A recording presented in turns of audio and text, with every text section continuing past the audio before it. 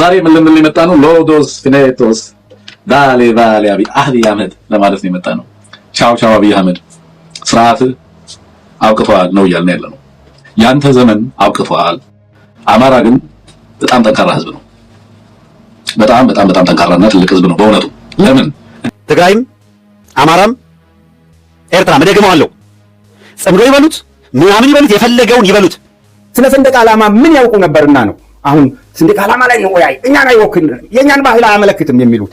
ስሙኑ ሰንደቅ ዓላማ ባንዲራ የሚል ነገር የት ያውቁ ነበር? ታንኩንም ይዛችሁታል፣ ባንኩንም ይዛችሁታል። በአገሪቷ ኢኮኖሚውን ጨምድዳችኋል። ደስ ሲላችሁ ሁሉ የኛ ነው፣ ጉልበቱ የኛ ነው፣ ማንም ከኛ ጋር ትላላችሁ። ዞር ብላችሁ ደግሞ በትግራይና በአማራ ህዝብ መካከል መቀራረብ የተፈጠረ ሲመስላችሁ 4 ኪሎ ያለችው ጀንበር ልትጠልቅ ሲመስላችሁ ደግሞ ኦሮማራ የምትል ነገር መዛችሁ መጣችሁ። የኦሮሞና የአማራ ህዝብ የተጋመደ ነው ስንላችሁ አብሮ ይኑር ስንላችሁ እኮ እኛ ዘሆነን አላችሁ። እናንተ ጥንቸል ነው አላችሁ። ነፍጠኛ አላችሁ። ምድራችን ላይ አትቀበሩም አላችሁ።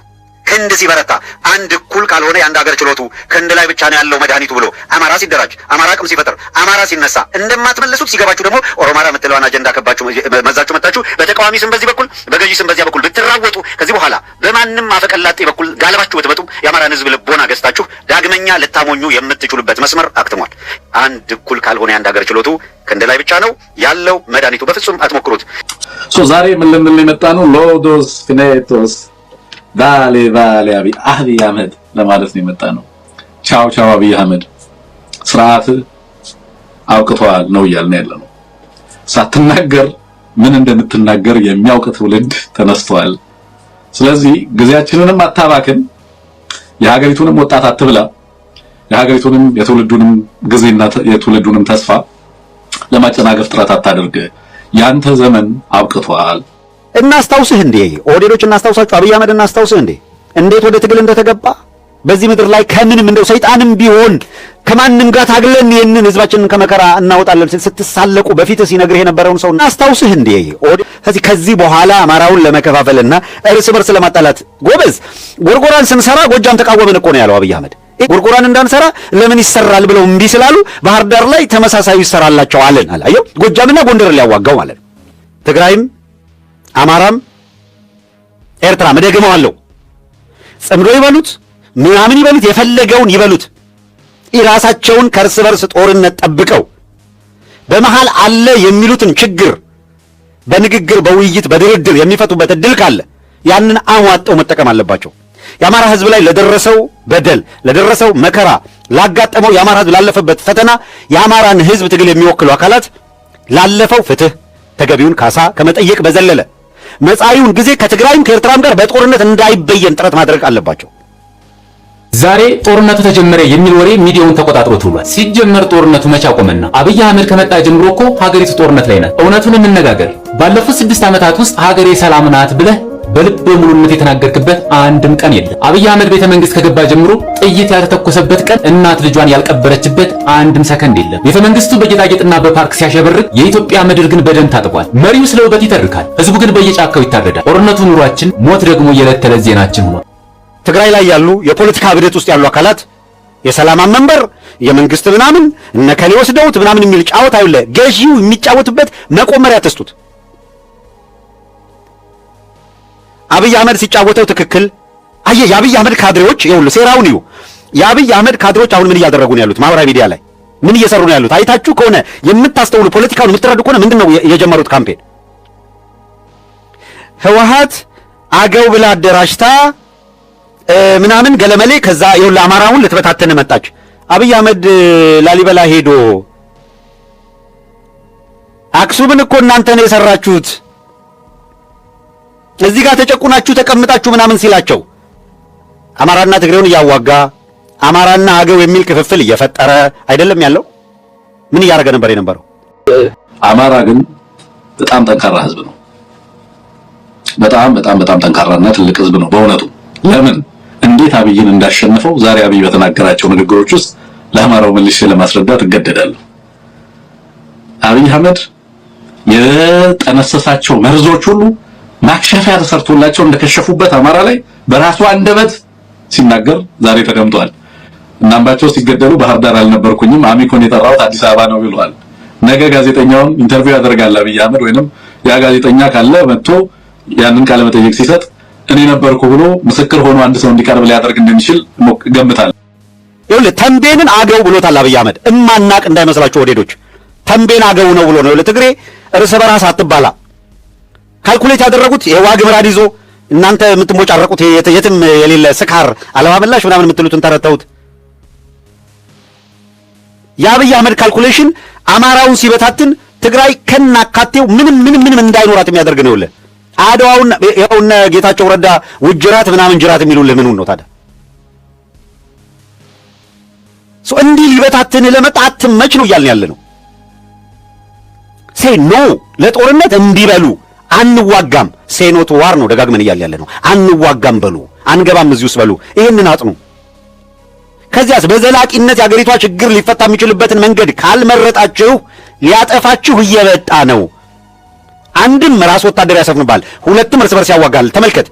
አብይ አህመድ ወደ ፕሪዝን ሄዷል፣ ወደ እስር ቤት ሰሞኑን እና በእስር ቤት ያሉ ሰዎችን እፈታለሁ እያለ ነው። ለምንድን ነው አብይ አህመድ እስረኞችን የሚፈታው? መፈታት አለባቸው። በግፍ ነው የታሰሩት፣ በማንነታቸው ነው የታሰሩት። ወንጀል ሰርተው ነው? ኖ ምንም አድርገው አይደለም። የህዝብ እንደራሴዎች፣ የምክር ቤት አባሎች፣ ጋዜጠኞች፣ ፖለቲከኞች፣ ልሂቃን፣ ሐኪሞች፣ ነጋዴዎች ናቸው። ስለ ሰንደቅ ዓላማ ምን ያውቁ ነበርና ነው አሁን ሰንደቅ ዓላማ ላይ ነው ወይ እኛን አይወክልም የኛን ባህል አያመለክትም የሚሉት? ይሄ ሰንደቅ ዓላማ የማንን ባህል ያመለክታል? የማንን ነው? የማንን ያመለክታል? የማንንም አያመለክትም። የኢትዮጵያ ሰንደቅ ዓላማ ነው በቃ። አረንጓዴ፣ ቢጫ፣ ቀይ። አረንጓዴ አማራ በዚህ ምድር ከመኖሩ በፊት አንስቶ ወይም ሰው በዚህ ምድር ከነበረበት ጊዜ አንስቶ ያለ ቀለም ነው። ቢጫም እንደዚያ ነው፣ ቀይም እንደዚያ ነው። ስለዚህ አረንጓዴ፣ ቢጫ፣ ቀይ የማንን ባህል ያመለክታል? ቀስተ ደመና ጋር ያዛመዱ ቀስተ ደመና የክርስቲያን ነው የሚልም ትርጉም የሚሰጡ አሉ። እሱ የሃይማኖት ጉዳይ ነው። ስለዚህ ሃይማኖት ያለው ህዝብ እንደዚያ ከተረጎመው በቃ አሁን ሃይማኖት የሌለውም አሁን ሃይማኖት በዘመናችን መቀበል የጀመረውም ሰንደቅ ዓላማችንን ይቀበል። ስለመሆኑ ሰንደቅ ዓላማ ባንዲራ የሚል ነገር የት ያውቁ ነበር? እኛ በዚህ 8 ዓመት በታሪክ አይተን የማናቀው ግፍ የፈጸማችሁብንና እየፈጸማችሁብን የምትገኙ የገደላችሁን እየገደላችሁን የምትገኙ ያወደማችሁን እያወደማችሁን የምትገኙትን ትተን ከ8 ዓመት ቀርቶ ከ8 ወር በፊት ለደረሰብን ሌላ ጉዳይ አይደለም የምናስበው። ትላንት ዛሬ እየገደላችሁን እየጨፈጨፋችሁንና አገሪቷን በእናንተ ቅርጽና ፍላጎት በፈለጋችሁት መንገድ ሼፕ እናደርጋለን ያላችሁ አካላት እናንተን ነው መጀመሪያ የምንጠይቃችሁ። ታንኩንም ይዛችሁታል፣ ባንኩንም ይዛችሁታል። በአገሪቷ ኢኮኖሚውን ጨምድዳችኋል። ደስ ሲላችሁ ሁሉ የኛ ነው፣ ጉልበቱ የኛ ነው፣ ማንም ከኛ ጋር ትላላችሁ። ዞር ብላችሁ ደግሞ በትግራይና በአማራ ህዝብ መካከል መቀራረብ የተፈጠረ ሲመስላችሁ 4 ኪሎ ያለችው ጀንበር ልትጠልቅ ሲመስላችሁ ደግሞ ኦሮማራ የምትል ነገር መዛችሁ መጣችሁ። የኦሮሞና የአማራ ህዝብ የተጋመደ ነው ስንላችሁ አብሮ ይኑር ስንላችሁ እኮ እኛ ዝሆንን አላችሁ፣ እናንተ ጥንቸል ነው አላችሁ፣ ነፍጠኛ አላችሁ፣ ምድራችን ላይ አትቀበሩም አላችሁ። ክንድ ሲበረታ አንድ እኩል ካልሆነ የአንድ ሀገር ችሎቱ ክንድ ላይ ብቻ ነው ያለው መድኃኒቱ ብሎ አማራ ሲደራጅ፣ አማራ አቅም ሲፈጥር፣ አማራ ሲነሳ እንደማትመልሱት ሲገባችሁ ደግሞ ኦሮማራ የምትለዋን አጀንዳ ከባችሁ መዛችሁ መጣችሁ። በተቃዋሚ ስም በዚህ በኩል በገዢ ስም በዚያ በኩል ብትራወጡ ከዚህ በኋላ በማንም አፈቀላጤ በኩል ጋለባችሁ ብትመጡም የአማራን ህዝብ ልቦና ገዝታችሁ ዳግመኛ ልታሞኙ የምትችሉበት መስመር አክትሟል። አብይ አህመድ በሰዓረም ግድያ በአማራ ክልል አመራሮችም ግድያ በቀጥታ እጁ እንዳለበት በዛሬው ንግግሩ አረጋግጫለሁ። ምክንያቱም የካዳቸው መረጃዎች ውስጥ ቢያንስ የማውቃቸው እውነቶች ስላሉ ማለት ነው። ባህር ዳር አልነበርኩም ያለው ቅጥፈት ነው፣ ሐሰት ነው። የት ስቱዲዮ ውስጥ ለየትኛው ጋዜጠኛ ያንን ቃለ መጠየቅ እንደሰጠ አብይ አህመድ ይታወቃል። ፋናና ኢቲቪ ሌሎቹ ተጠርተው እስኪመጡ ጊዜ ትንሽ ጠበቅናቸው አይደለ? ትንሽ ጠበቅናቸውና የአማራ ቴሌቪዥን 4 ኪሎ ስለነበረ መጣ አለ። አስጥተነዋል። በቀጥታ የአማራን መሪዎች ደም ያፈሰሰው አብይ አህመድ ነው፣ ምንም ጥርጥር የለውም። አማራ ግን ሴራውንም አክሽፎታል። ጦርነት አይሰለቻችሁም? ስታስጠሉ እንደገና ለሁለተኛ ጊዜ የሻገተ አስተሳሰብ ገና ከዛኛው ሳናገግም አሁን ደግሞ እንደገና ጦርነት በንፍጥ ላይ ባዝሪን እንደመለቅለቅ ነው። ገባችሁ? ሰላም ሚኒስቴር ምናምን የምትባል እኔ ከእስር ቤት ከተፈተው ጀምሮ ሁሌ ስለ ሰላም እሰራለሁ፣ ግን አንድ ቀን እንዲናርግ ብላችኋል። ይሄ ነገር እንደሚፈጠር ስለማቅ ብዙ ስራ እጄ ላይ ያለ ምናምን እያልኳችሁ ማትረቡ የእናንተ ሰላም ደግሞ ዝም ብለህ ነጭ ቲሸርት አድርገህ እርግብ አድርገህ ሰላም የረባ አይዲያን ከሌላችሁ አንድ ነገር ልንገራችሁ። ምድረ ባለስልጣን ምናምን በል የትም ያለውን ልንገራ ለእናንተ ሆድ ሲባል ለእናንተ ፈርስ አገር አፈርስም። ገባችሁ? አልሰማም ነው የማወራ እና በደውል እኛ ራሳችንን እንጠብቃለን። የሚሰራ ተሆነ መንግስቱ ስራውን ይስራ እና የስራ ተሆነ ስልጣኑን ለሰፊው ያስረክብ። ምንድነው በሃይማኖት ላይ መቀለድ? ምን እስከምንሆን ነው? አሁን ደብረጽዮን በዚህ በኩል ተከበብን ምናምን የሚል መግለጫ ሰጥቷል። የሰማዕታት ቀን ምናምን ብሎ አብይ አህመድ ከበባ ፈጽሟል፣ ራሳችንን ለመከላከል እንደዚህ ለማድረግ ምናምን ብሏል። ይኸውልህ በዚህ በኩል ወታደር አምጥቶ ከቦሃል፣ ሊቀጠቅጥህ ሊያጠፋ አይደል? በድሮን ቀጥቂጦም ይላል ደብረጽዮን። ሁሌ ቀጥቂጦም አይደለም፣ ይተቀጠቀጥን ነው ምናምን ሊቀጠቅጠን ነው በድሮን ምናምን ይለናል ምናምን እንደዚህ።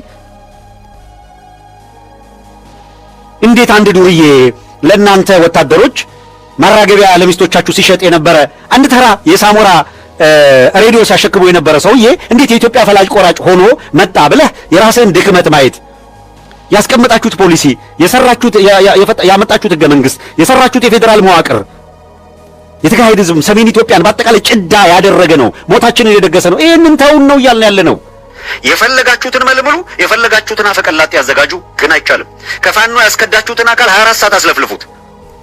የባንዳ መላስ ያማራ ልብ አያሸንፍም። ነግረናችኋል ደጋግመን። ያመናችሁን ህዝብ ከርታችሁታል። በራራችሁላችሁ ህዝብ ላይ ጨክናችኋል። አገር ልትፈርስ ነው ብላችሁ 6 ጊዜ አዋጅ አስነግራችሁ ከጠራችሁ በኋላ ለምትፈልጉት ዓላማ ተጠቅማችሁ እንደገና መድፍና ሞርታር እየተኮሳችሁበት ነው። ህፃናቱን እየደፈራችሁ ነው። አዛውንት መነኮሳት እየደፈራችሁ ነው። አብያተ ክርስቲያናታችንን እያወደማችሁ ነው። መስጊዶቻችሁ ላይ መድፍና ሞርታር ዙ 23 እየተኮሳችሁ ነው። ይሄን እያደረጋችሁ ስታበቁ መሬት ላይ ከዚያ ደግሞ ኦሮማራ የሚል ምናምን አጀንዳ እንመዛለን ትሉናላችሁ። እንዲህ ያለውን ጫወታ ጥቂት ባንዳ ገዝታችሁ ልታስለፈልፉ ትችላላችሁ። ማህበራዊ ጉዳይ ላይ ውርውር የሚል የሆነ አካል ልትፈጥሩ ትችላላችሁ። እየተገላበጡ ሞቅ ባለበት ለሚዘፍኑ አካላት ምላስ እንዲያስረዝሙ ልታደርጉ ትችላላችሁ። ግን አትችሉም። አክትሟል።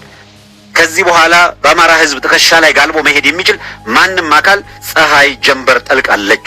አንድ እኩል ካልሆነ የአንድ ሀገር ችሎቱ ክንድ ላይ ብቻ ነው ያለው መድኃኒቱ። በፍጹም አትሞክሩት። መሞከር እኛ ልናስቆማችሁ አንችልም። ስኬት የሚባል ግን አታስቡትም የሚለውን ግን ነግረናችሁ ማለት ነው የምንፈልገው። እኛ በዚህ 8 ዓመት ወዳጆች እንዴት ናችሁ? እንግዲህ በዛሬው ዕለት የብልጽግናው አገዛዝ ከህወሓት ጋር መጠነ ሰፊ ውጊያ ሲያካሂድ መዋሉ እየተሰማ ነው የሚገኘው። በተለይም ደግሞ በህወሓት በኩል የድሮን ጥቃቶችን የድሮን ቴክኖሎጂዎችን ለመጠቀም ዝግጅታቸውን ማጠናቀቃቸው እየተገለጸ ነው የሚገኘው። በህወሓት በኩል የፌዴራል መንግስቱን አሁናዊ አቋም ለመገምገም ሆን ተብሎ ትንኮሳ የተፈጸመ መሆኑ የተገለጸ ሲሆን የፌዴራል መንግስቱ ግን ህወሓት በሙሉ አቅሙ ጦርነት ከፈተብኝ ከሚል ስጋት የተነሳ ያለ የሌለ ኃይሉንና ያለ የሌለ የድሮን ቴክኖሎጂዎችን፣ መድፎችን፣ የጦር ጄቶችን በመጠቀም በህወሓት ኃይሎች ላይ ወይም አርሚ 70 በሚባለው ኃይል ላይ መጠነ ሰፊ ጥቃት መፈጸሙ እየተገለጸ ነው የሚገኘው። ያም ሆኖ ግን ነገሮች በከፍተኛ ሁኔታ ወደ አሳሳቢ ደረጃ እየሄዱ እንደሚገኙ የሚያመላክቱ መረጃዎች በይፋ እየወጡ ይገኛሉ። ህወሓት በሁሉም አቅጣጫ በትንሹ ከ50 እና ከ60 ግንባር በላይ መጠነ ሰፊ ውጊያን ለመክፈት ዝግጅቱን እንዳጠናቀቀ እየተሰማ ነው የሚገኘው። እንግዲህ ጠቅላይ ሚኒስትር አብይ አህመድ በትላንትናው ዕለት በአሚኮ የቴሌቪዥን ጣቢያ በኩል ቃለ ምልልስ ማካሄዳቸው ይታወቃል። በዚህም ቃለ ምልልስ የፋኖ ኃይሎች ከህወሓት ጋር መሰለፋቸው ፍጹም አግባብም ትክክልም እንዳልሆነ ሲገልጹ ተደምጠዋል። ጠቅላዩ በትላንትናው ዕለት ካካሄዱት ኢንተርቪው ላይ ለመመልከት እንደቻልነውም በተለይ በህወሓት በኩል የፋኖ ኃይሎች ከህወሓት ጎን መሰለፋቸው ለኢትዮጵያ አስጊ እንደሆነና ለጠቅላዩ ስልጣንም ቢሆን በከፍተኛ ሁኔታ አሳሳቢ መሆኑን የገመገምንበትን ቃለ ምልልስ ነው ያካሄዱት ጠቅላዩ። ታዲያ የፋኖ ኃይሎች ፈጽመው ከህወሓት ጎን መሰለፍ እንደሌለባቸው፣ ምክንያቱም ጠቅላዩ ወልቃይት ራያን የመሳሰሉ አካባቢዎችን ለአማራ ህዝብ አስመልሰናል። ይሄ በሆነበት ሁኔታ ግን የፋኖ ኃይሎች ከኢትዮጵያ ጠላቶች ጎን በመሰለፍ ወልቃይትን የመሳሰሉ የአማራን መሬቶች ለህወሓት ለመስጠት ተስማምተዋል የሚል አንድምታ ያለው ኢንተርቪው ያካሄዱት። ያም ሆኖ ግን በዛሬው ዕለት በህወሓትና በፌዴራል መንግስቱ መካከል ጦርነት ቢቀሰቀስም የህወሓት ኃይሎች መጠነ ሰፊ ጥቃት መፈጸማቸው የተገለጸ ሲሆን በተለይ በፋኖ በኩል ያለው አቋም በከፍተኛ ሁኔታ የፌዴራል መንግስቱን ያስደነገጠ ነው። የፌዴራል መንግስቱ ህወሓት ወልቃይት ራያን አላማጣን ለመቀማት ሲመጣ የፋኖ ኃይሎች ከፌዴራል መንግስቱ ጎን ይሰለፋሉ ወይም ከመከላከያ ሰራዊቱ ጎን ተሰልፈው ይዋጋሉ የሚል እቅድን በመያዝ በአሚኮ በኩል ቃለ ምልልስን ቢያካሂድም በዛሬው ዕለት ግን የፋኖ ኃይሎች የፌዴራል መንግስቱ ከህወሓት ጋር ባካሄደው ጦርነት ላይ እኛ አይመለከተንም፣ ምናልባትም ከዚህ በኋላ ከህወሓት ጋር ሊያዋጋን የሚችል አንዳችም ምክንያት የለም፣ እንደውም የፌዴራል መንግስቱ በትግራይ ላይ ጦርነትን የሚከፍት ከሆነ እኛ ከህወሓት ጎን ነው የምንሰለፈው የሚል አቋም ይዘዋል። ይሄ የፋኖ ኃይሎች አቋም የፌዴራል መንግስቱን በከፍተኛ ሁኔታ አስግቷል። ምክንያቱም የፌዴራል መንግስቱ በመላው ኢትዮጵያ ውስጥ የእርስ በርስ ወንድማማቾች ጦርነት ማካሄድ ከጀመረ 8 ዓመት አልፎታል እና አብይ አህመድ ወደ ስልጣን በመጡበት በዚህ በ8 ዓመት ውስጥ በሀገሪቱ ውስጥ በአጠቃላይ ደም አፋሳሽ የሆነ የእርስ በርስ ወንድማማቾች ጦርነትን እያካሄዱ ይገኛሉ። ታዲያም የፌዴራል መንግስቱ ወደ አማራ ክልል ከተሞችም ቢሆን ጽንፈኞችን አጠፋለሁ፣ ትጥቅም ቀበቶም አስፈታለሁ በሚል የ3 ሳምንት ቀነ ገደብ በመያዝ ቢገባም ለ3 ዓመት ያክል የፋኖን ኃይሎች ማጥፋት አልቻለም። በዚህም ከፍተኛ ጭንቅ ውስጥና ውዝግብ ውስጥ የሚገኘው የብልጽግናው አገዛዝ በድጋሚ ደግሞ የቀይ ባህርን እናስመልሳለን በሚል የትግራይን መንግስት ተንኩሷል። ያም ሆኖ ግን በሀገር ውስጥ የሚገኙ ታጣቂዎች ከዚህ በኋላም ከብልጽግና ጎን የምንሰለፍበት አንዳችም ምክንያት የለም የሚል አቋም በመያዝ ሰሜኖች በአንድነት ልንቆም ይገባል፣ የሰሜኖች አንድነት መሆን የሚገባበት ምክንያትም የብልጽግናው አገዛዝ ሰሜኖችን የማጥፋት እቅድ በመያዙ የተነሳ እኛ በአንድነት ቆመን ይህንን ኃይል ልናጠፋ ይገባል የሚል አቋም ነው በሰሜኖቹ በኩል የተያዘው። ታዲያ የፋኖ ኃይሎች ጠቅላይ አዛዥ የሆኑትን አርበኛ ዘመነ ካሴ በቀጥታ ከህወሓት ከፍተኛ ሊቀመንበር ከሆኑት ከነ ዶክተር ደብረጽዮን ጋር እንደሚገናኙና የፌዴራል መንግስቱን ከስልጣን ለማስወገድ ጥብቅ የተባሉ ውይይቶችን እያካሄዱ እንደሚገኙ የሚያመላክቱ መረጃዎች በይፋ እየወጡ ይገኛሉ። ይህ ጉዳይ የፌዴራል መንግስቱን በከፍተኛ ሁኔታ ከማሳሰብም አልፎ አሁን ላይ በኢትዮጵያ ውስጥ የሚገኙ ታጣቂ ቡድኖች ማለትም የኦሮሞ ነጻነት ሰራዊት፣ የፋኖ ኃይሎች እንዲሁ የአፋር ኃይሎችና ሌሎች ታጣቂዎች በአጠቃላይ ከኢትዮጵያ ጥንት ጠላት ጎን በመሰለፍ ኢትዮጵያን ሊበትኑ ነው በሚል አገዛዙ በተደጋጋሚ ስጋቱን ሲገልጽ መቆየቱ የሚዘነጋ አይደለም። ያም ሆኖ ግን አሁን ላይ ግን ነገሮች ከሚባለው በላይ ተባብሰው በመቀጠል በከፍተኛ ሁኔታ በስጋትነት እየተጠበቀ የነበረው በፌዴራል መንግስቱና በህወሓት ኃይሎች መካከል በድጋሚ መጠነ ሰፊ ጦርነት ሊቀሰቀስ እንደሚችልና የህወሓት ኃይሎች አርሚ 7 በሚለው በዛሬው ዕለት 7 የሚባለው በሸረሪና በሱዳን በኩል የፌዴራል መንግስቱ ላይ ትንኮሳ